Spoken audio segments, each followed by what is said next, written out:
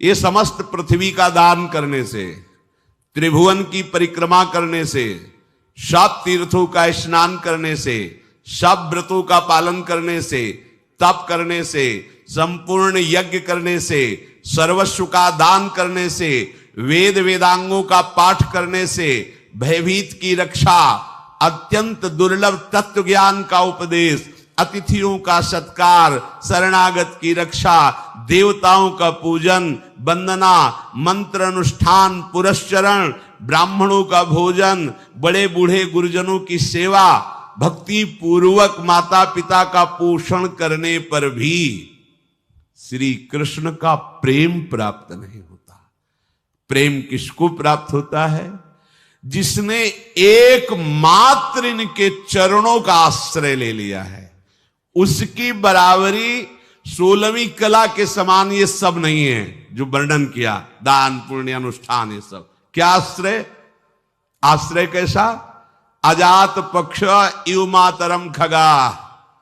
1000 बार सुना होगा, लाख बार सुना होगा, एक बार भी हृदय में बात नहीं उतारी तुमने। श्री कृष्ण चरणारविंद की ऐसी शरणागति जैसे घोंसले में बैठा हुआ बिना पंख का पंखहीन बच्चा केवल अपनी मां की तरफ देखता है, ऐसी शरणागति, इससे प्रेम प्राप्त होता है। ध्यान दीजिए, वो बच्चा उड़ नहीं सकता, उस बच्चा का कोई सहयोगी नहीं है। अगर उसकी मां लाकर उसके मुख में जल न डाले, दाना न डाले, चारा न डाले तो मर जाएगा। ऐसी शरणागति, एक भरोसो उस बच्चे का, एक बल, एक आस, एक विश्वास, बस वही उसकी मां। ऐसे ही प्रभु के ये बहुत महिमामयी बात श्री जी कह रहे हैं उद्धव जी से। हमारे प्रीतम के प्रति जिसका ऐसा भाव है, ज्ञान उपदेश व्रत नियम संयम, इनका बल नहीं हृदय में, इनका बल है तो प्रेम नहीं। सब बल हारे को हरि नाम। अंतर हृदय से पक्षहीन पक्षी के बच्चे के समान एकमात्र भरोसा केवल प्रभु का नाम चिंतन करते हुए, प्रभु के बल से। यहां इतने इतने बलवान बुद्धिमान है शरणागत जन कि हमारी बुद्धि काम नहीं करती उनकी बातें सुन के, कि जिस बुद्धि से माया रूपी काई को हटाना, उसी बुद्धि से माया रूपी काई को अपने ऊपर ढक रहे हैं। ये बुद्धिमानी है। अरे बच्चे बनोगे तो गोद में बैठ के जाओगे, सयाने बनोगे तो कसौटी कस जाएगी, फिर तुम फेल हो जाओगे। ब्रह्मा भी कसौटी में पास नहीं हो सकते। जब हमारे ठाकुर अगर अपनी कसौटी लगाते हैं ना, तो ब्रह्मा शिव भी फेल हो जाते हैं। तुम क्या चीज हो, अपने लोग क्या चीज है। और बच्चा ही हजम कर पाएगा। भगवत रसिक जी कहते हैं ये प्रेम रस सिंघनी का दूध है, ये स्वर्ण के पात्र में टिकेगा या बच्चा के पेट में, नहीं तो फाड़ के निकल जाएगा। है ललिता सखी उपासना है सिंहिन को छीर, है सिंहिन को छीर रहा है कुंदन के बासन, कै बच्चा के पेट और घट करे विनाशन। देख लो, और हो इसलिए तुम्हारा विनाश हो रहा है। प्रिया प्रीतम के प्रेम की बात नहीं, प्रिया प्रीतम के नाम की बात नहीं, प्रिया प्रीतम के लिए समर्पण नहीं। काई में फंस गया, काई में बटोर रहा है काई। ये त्रिगुणात्मिका माया ऐसी काई फेंकेगी, फिसल कर वहीं खड़े रहोगे। बच्चा बनो, बच्चा। बच्चा कैसा होता है? केवल मां के भरोसे होता है, केवल मां की अंगुली पकड़ के चलता है, मां के आंचल का। और उसको पता नहीं कि मां मेरी इतनी बलवान नहीं है, पर वो हर भय से बचने के लिए मां की हमारे को तो पता है कि मेरी मां कितनी बलवान है। काल भी थर्राता है जिसके भय से, वो है श्री कृष्ण। इनका आश्रय लेकर और किसी का आश्रय लेने की मन में चाह, अपनी बुद्धि का, अपने मन का नहीं। मई अर्पित मनोबुद्धिर, मेरे में अर्पित कर दो अपने मन बुद्धि को, नहीं अर्पित कर, प्रपंच में अर्पित है मन बुद्धि। प्रभु के चरणों की ये शरणागति से प्रेम प्राप्त होता है। श्री जी स्वयं उपदेश कर रहे हैं उद्धव जी को। तब इन्होंने सोचा प्रभु के समीप रहने पर भी मेरा ऐसा भाव नहीं आया जैसा भाव गोपी जनों की, इसलिए मुझे वृंदावन की घास बना दो। मनुष्य बनकर रहूं ऐसा तो मैं मांग ही नहीं सकता, मुझे यहां की लता बना दो, कोई औषधि बना दो। आप देखो उद्धव जी क्या बनना चाहते हैं और आप क्या बन के आए हो, मनुष्य बन के आए हो। उद्धव से भी बड़ा सौभाग्य तुम्हारा हो जाए यदि तुम लाडली जी की बात मान जाओ, यदि लाडली जी स्वरूपा गुरुदेव की बात मान जाओ, या लाडली जी के रस में डूबे रसिकों की बात मान जाओ। आहा, कैसे मेरे प्रीतम श्री कृष्ण, उद्धव जी को समझा रहे लाडली जी।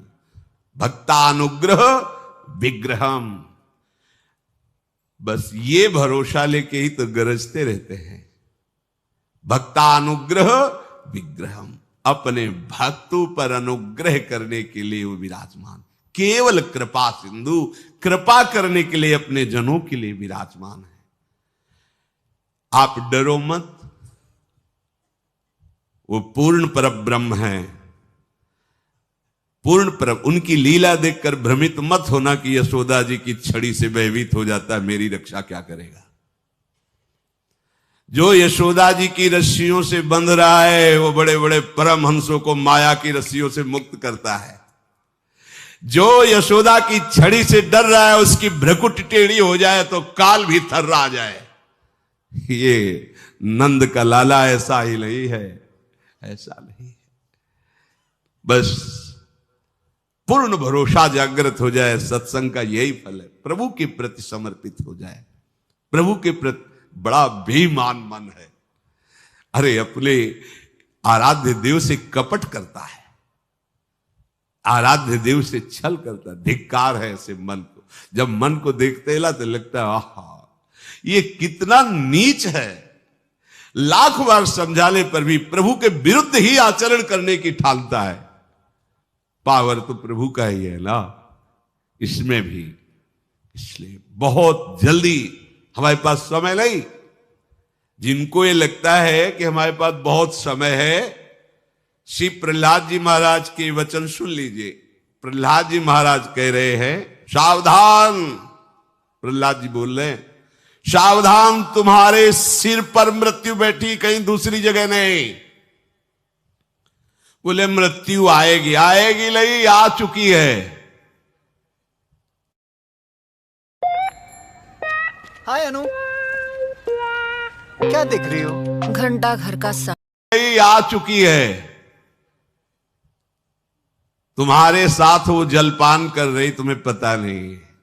तुम्हारे साथ ही वो भोजन कर रही। तुम्हारा जो दिमाग है वही उसका अतिथि भवन है, वहीं बैठी है, वहीं ले जाएगी बैठ के, जा तुम्हारा विनाश करवाना है। समझ रहे हो?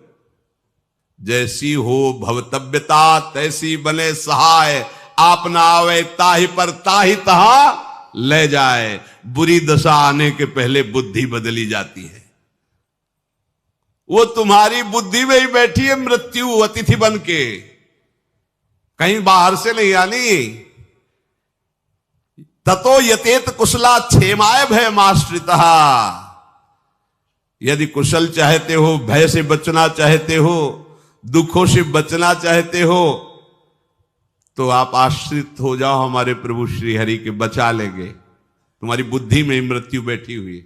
देखो ना, अब बोले हम तो करना नहीं चाहते, पता नहीं हमारी बुद्धि को क्या हुआ, मैंने ऐसा छू लिया, ऐसा देख लिया, ऐसा कर लिया, और बोले 20 वर्ष की सजा। पता नहीं बुद्धि में क्या, बोले फांसी की सजा, आजीवन कारावास, 5 मिनट की गलती पूरा जीवन बर्बाद। क्या हुआ? तुम्हारी बुद्धि में ये अतिथि बनकर बैठी थी, तुम्हारा विनाश कर दिया। तुम्हारे मन में ही उसका प्रभाव पड़ रहा है। सावधान, ये ऐसे दुश्मन नहीं कि बाहर आके लड़े, तुम्हारे अंदर ही बैठे हुए हैं। और अंदर के दुश्मनों को कोई बाहर का सहयोगी भगा नहीं सकता, चाहे जितना बड़ा अंग रक्षक रख लो। और जब मृत्यु अपना काम करेगी तो वही सूट कर देगा तुम्हें। जो तुम्हारी रक्षा करने के लिए प्रण लिए है, उसी की बुद्धि में मृत्यु आदेश करेगी और तुम्हें वही सूट कर देगा। जिनको तुमने पाल पोष के बड़ा किया है, मृत्यु उन्हीं से तुम्हारा गला कटवा देगी। जिनके लिए तुम जीवन समर्पित किए हो, मृत्यु वही तुम्हारे जीवन का नाश करने के लिए खड़ा कर देगी। जिस शरीर को तुम बलवान बना रहे हो, यही हाथ तुम्हारे को फांसी पे टंगवा देंगे, यही हाथ तुम्हें जहर खवा देंगे। होश में, कहीं बाहर कोई शत्रु नहीं, तुम्हारे अंदर बैठ गया है। कैसे हटाएं? बलवान को प्रवेश दो, नाम बलवान है, ये अंदर जाएगा, मार डंडे सबको बाहर कर देगा। विश्वास करो, हरि नाम राधा नाम अंदर जाएगा, ऐसा आक्रमण करेगा कि जितने सब बैठे ना छाती ताने हुए, काम क्रोध लोभ मोह मद मत्सर मृत्यु, सब भयभीत हो जाएंगे और भाग जाएंगे। पर आप नाम को इस तरह स्वीकार ही नहीं कर रहे। ओ 10-20 दिन से हम भी जप रहे, कोई लाभ नहीं मिल रहा है। अनंत जन्मों से पुण्य और पाप के कर्म में फंसे हुए हो, 10-5 दिन में तुम लाभ चाह रहे हो जाए, इससे भी लाभ होगा। आगे बढ़कर के देखो, तब आपको पता चलेगा। श्री प्रहलाद जी महाराज कह रहे हैं कि मुख फैलाए हुए मृत्यु बैठी हुई है, बस वहां से जैसे फांसी में होता है ना, मुंह में कपड़ा डाल दिया, गले में रस्सी डाल दी, बिल्कुल घड़ी पे नजर है, सब अधिकारी जन खड़े, और जो ही सुई वहां पहुंची खत्म। बस ऐसे ही काल बिल्कुल खड़ा चिंतन में है। काल माने समय, इतना सेकंड बचा, मृत्यु फंसा रही, खत्म, बस खत्म। खड़ा एक्सीडेंट हो, एक दिल फेल हो गया, उसका एक सेकंड में हिसाब, कब शरीर चला जाए इसलिए पता नहीं। पुंसो वर्ष शतम आयुष तदर्थम चा अधितात्मना। ये जो बड़ी ठसक में है कि अभी तो हम जवान हैं, अभी हमारा भोगों के भोगने का समय, भजन का समय नहीं। प्रहलाद जी कह रहे सुनो, मनुष्य की पूरी आयु 100 वर्ष है, वर्ष शतम 100 वर्ष। कोई बहुत ही सुकृतवान पुण्य आगे का होता है तो 110, या योगी जन अपनी श्वासों को बचाकर आगे बढ़ा सकते हैं। जैसे 14 वर्ष का चांगदेव जी, 1400 वर्ष का चांगदेव जी थे। वो अपनी जहां मृत्यु आती श्वासों को रोक लेते और बहुत प्राणायाम के द्वारा सांसों का संयम, 1400 वर्ष।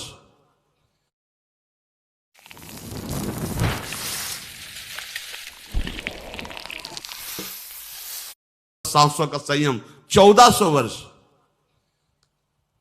पर बच्चे ही थे, कुछ नहीं था उनके पास सिद्धियों के सिवा। भगवान की भक्ति करने वाले ज्ञानदि जी को अपना वैभव दिखाने के लिए चले, सांप की चाबुक लेकर के सिंह पे सवार होकर दिखाया कि मैंने 1400 वर्ष में ये प्राप्त किया। चबूतरे पे बैठे थे, देखा अच्छा योग का चमत्कार, जय श्री विठ्ठल भगवान। चबूतरा ऐसे चलने लगा और उसके होश उड़ गए कि मैं तो चैतन्य शेर को लेके आ रहा हूं, ये तो चबूतरा ही चल। भगवान की भक्ति के सामने 1400 वर्ष का चांगदेव योगी शरणागत हो गया। आयु बढ़ाई जा सकती प्राणायाम के द्वारा, विषय भोगों का त्याग करके, ब्रह्मचर्य के द्वारा, श्वासों का संयमन करके। पर करोगे क्या बढ़ा के? मरना तो एक दिन पड़ेगा ही। तो हरि प्रीति बढ़ाओ, श्वास काय को बढ़ा, जितनी श्वासें रहने दो। हम कह रहे 5 श्वासें बची, हम 5 बार राधा राधा ले लिया, हमें श्री जी मिल जाएंगे आखिरी श्वास में। अब प्रहलाद जी हिसाब बता रहे कि 100 में 50 तो बेकार समझ लो।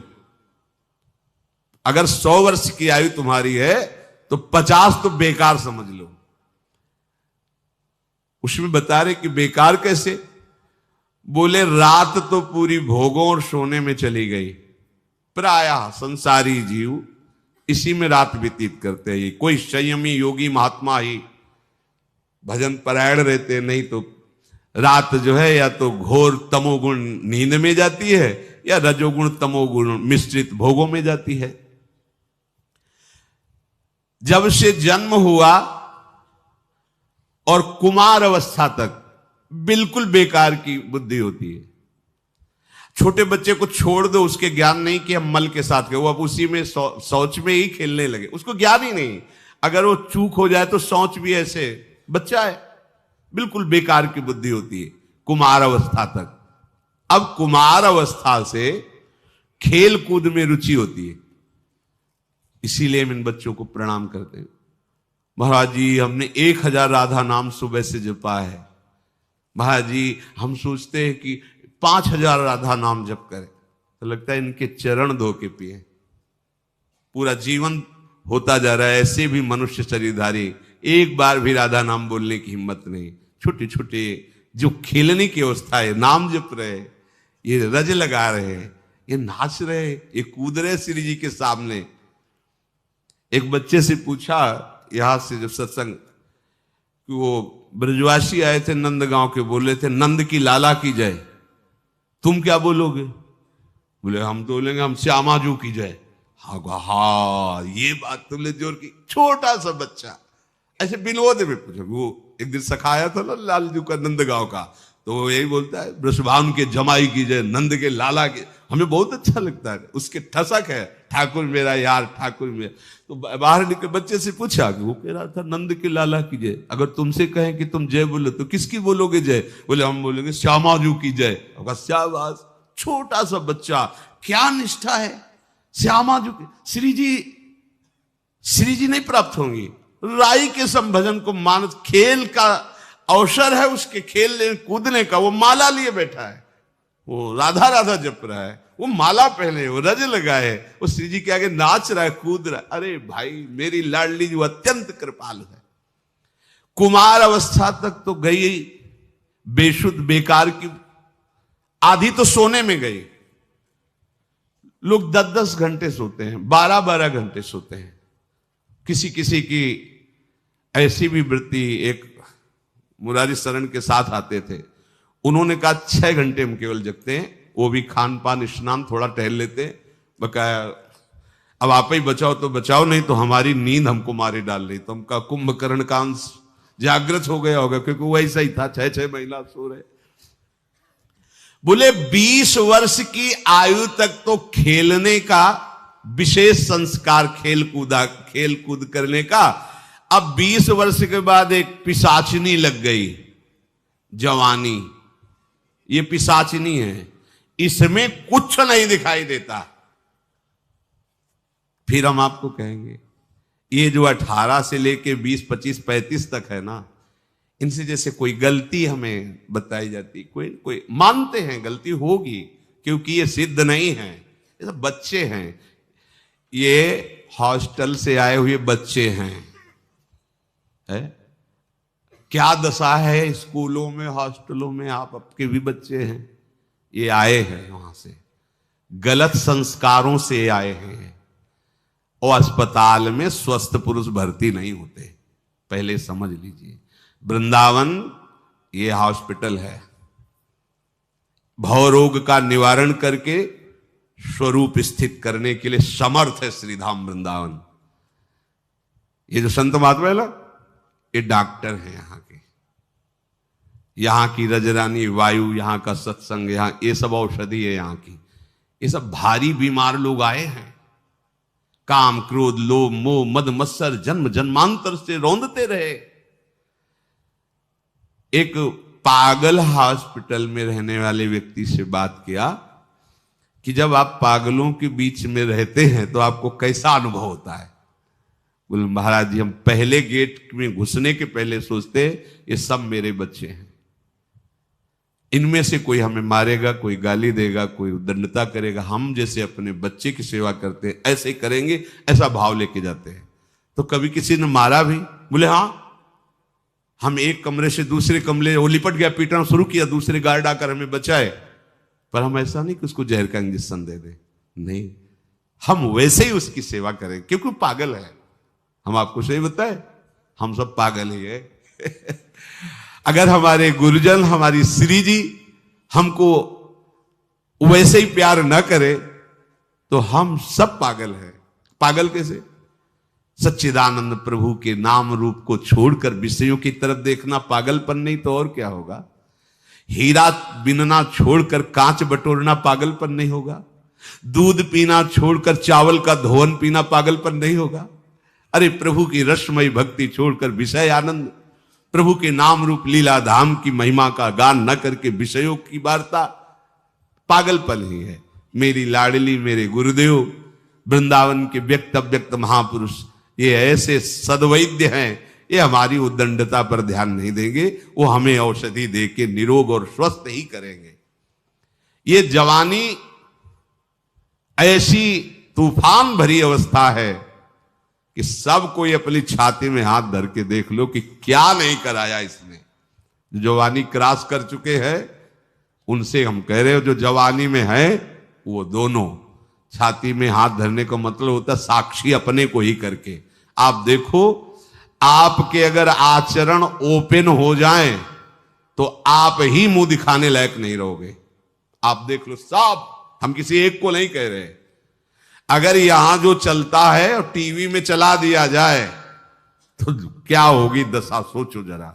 तुम्हारे जो यहां छाती में चलता है और वो टीवी में दिखा दिया जाए एक्सरे की तरह कि देखो ये चल रहा है, हालत बिगड़ जाएगी।